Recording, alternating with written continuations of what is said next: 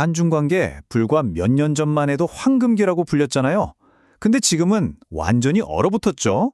도대체 이 황금기가 왜, 어떻게 무너졌는지, 그 뒤에 숨어있는 차이나 쇼크가 뭔지 오늘 한번 제대로 파헤쳐 보겠습니다. 자, 오늘 이야기는 좀 충격적인 말로 시작해볼까 합니다. 일본이 100년의 적이면 중국은 1000년의 적이다. 이게 누구한테서 나온 말로 알려졌냐면 바로 북한 지도자입니다. 정말 놀랍지 않나요? 전통적인 우방 관계가 완전히 뒤틀리고 있다는 뭐랄까 아주 강력한 신호탄 같은 거죠. 우리가 오늘 파헤쳐볼 거대한 변화의 서막을 알리는 말이라고 할 수 있겠습니다. 이 그래프 좀 보세요. 정말 흥미롭습니다. 이게 뭐냐면 한국 사람들이 일본보다 중국을 더 싫어하게 됐다는 거예요. 2021년 조사에서 사상 처음으로 이런 역전 현상이 나타난 거죠. 아니, 불과 몇 년 전만 해도 이런 건 상상도 못할 일이었잖아요. 도대체 어떻게 이런 일이 벌어진 걸까요? 오늘 그 미스터리를 한번 같이 풀어보죠. 네, 이런 감정의 대역전극. 이게 그냥 갑자기 생긴 게 아닙니다. 분명히 결정적인 계기들이 있었겠죠? 지금부터 그 사건들을 하나씩 짚어보겠습니다. 자, 크게 세 가지를 꼽을 수 있습니다. 첫째, 2016년 사드 사태 때 중국이 경제 보복을 했죠. 이게 정말 직접적인 타격이었어요.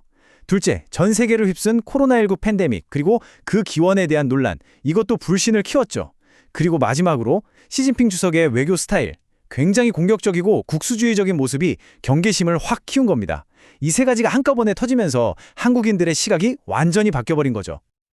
근데요, 지금 벌어지는 이 갈등을 제대로 이해하려면 역사를 좀 되짚어 볼 필요가 있습니다. 왜냐고요? 지금 이 패턴, 사실 처음 있는 일이 아니거든요. 이 타임라인을 한번 쭉 훑어보세요. 2000년 역사 속에서 하나의 패턴이 아주 선명하게 보입니다.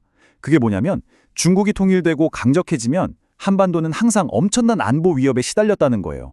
고조선이 한나라에 멸망하고 고구려가 수나라, 당나라의 침략을 받고 고려는 몽골 제국에 짓밟혔죠. 그리고 청나라 때는 그 유명한 삼전도의 구려까지. 대륙의 힘이 강해지면 한반도는 늘 시련을 겪어야 했습니다. 그러니까 핵심은 이겁니다. 1992년 수교 이후에 우리가 누렸던 그 20여 년의 황금기 있잖아요. 그게 사실은 역사의 보편적인 법칙이 아니었다는 거죠. 오히려 아주 특별한 예외 기간이었던 겁니다. 이 평화로운 시기 때문에 우리가 그 길고 고통스러웠던 역사를 잠시 잊고 있었던 것일지도 모릅니다. 자, 그럼 이제 좀 현실적인 이야기로 넘어가 보죠. 이 황금기가 끝나고 마찰이 시작되면서 우리 한국 기업들이 얼마나 큰 타격을 입었는지 그 차이나 쇼크의 실체를 들여다보겠습니다. 사드 사태 때 중국 외교관이 했다고 알려진 말이죠. 한국은 소국이다. 이 한마디가 언론에 쫙 퍼졌는데 이게 단순히 경제적 피해를 넘어서 뭐랄까 국가적인 자존심에 깊은 상처를 남긴 사건이었습니다. 먼저 자동차 시장부터 한번 볼까요? 현대 기아차 한때 중국에서 정말 잘 나갔거든요. 2012년에 시장 점유율이 10%까지 갔으니까요. 그런데 사드 사태 터지고 5년 만에 5.1%, 말 그대로 반토막이 나버린 겁니다. 자동차도 충격이지만 스마트폰 시장은 정말 더 심각했습니다. 삼성전자 세계 1위 브랜드잖아요. 2013년에는 중국 시장 점유율이 무려 19.7%, 거의 20%에 달했어요. 그런데 2017년 4분기에는 1% 미만, 이건 사실상 시장에서 퇴출당했다고 봐야죠. 그냥 장사가 안 된 수준이 아니었습니다. 그런데 이게 그냥 사드 때문에 홧김에 한국 물건 안 산다, 이런 단순한 불매운동 차원이 아니었습니다. 그 이면에는 산업기술의 패권을 잡으려는 중국의 아주 치밀하고 거대한 전략이 숨어 있었죠. 디스플레이 산업을 예로 들면 중국의 전략, 즉 플레이북이 딱 보입니다. 자, 보세요. 1단계. 일단 한국 기업을 인수해서 기술의 발판을 마련해요. BOE가 하이디스를 인수한 것처럼요. 2단계. 돈을 엄청나게 주고 한국의 핵심 엔지니어들을 싹 빼갑니다. 3단계. 협력업체로 파트너십을 맺자고 해서 기술을 쏙쏙 흡수하죠. 그리고 마지막 4단계. 기술을 그대로 복제해서 어마어마한 물량으로 밀어붙이는 겁니다. 결국 2021년에는 한국을 추월해버렸죠. 정말 체계적이지 않나요? 아니, 근데 중국이 어떻게 이렇게 빨리 따라올 수 있었을까요? 비결은 바로 개념 설계라는 능력이 있습니다. 이게 뭐냐면 그냥 따라 만드는 게 아니라 아예 백지 상태에서 이런 걸 만들어보자 하고 문제를 정의하고 설계도까지 그리는 능력이에요. 원래는 선진국들이 수십 년에 걸쳐 쌓아온 노하우인데 중국이 이걸 무서운 속도로 따라잡은 거죠. 그 비결이 바로 여기에 있습니다. 14억이라는 어마어마한 내수 시장. 이 시장 자체가 거대한 실험실이자 훈련장인 셈이에요. 수많은 프로젝트를 그냥 자국 내에서 돌려보면서 다른 나라가 100년 걸릴 산업 경험을 단 10년 만에 압축해서 얻어버리는 겁니다. 이건 정말 따라하기가 힘든 중국만의 무기죠.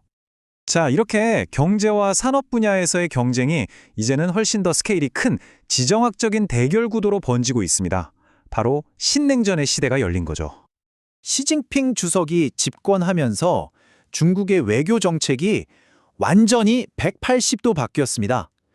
예전 덩샤오핑 시절에는 도광양회라고 해서 실력을 숨기고 조용히 때를 기다려라. 이게 기본이었거든요. 근데 지금은 어떻죠? 아주 공격적인 늑대 전사, 즉 전랑 외교를 펼치고 있죠. 더 이상 숨기지 않고 힘을 과시하는 겁니다. 그리고 이 새로운 대결 구도의 가장 중심, 가장 위험한 화작권은 두말할 필요도 없이 바로 대만입니다.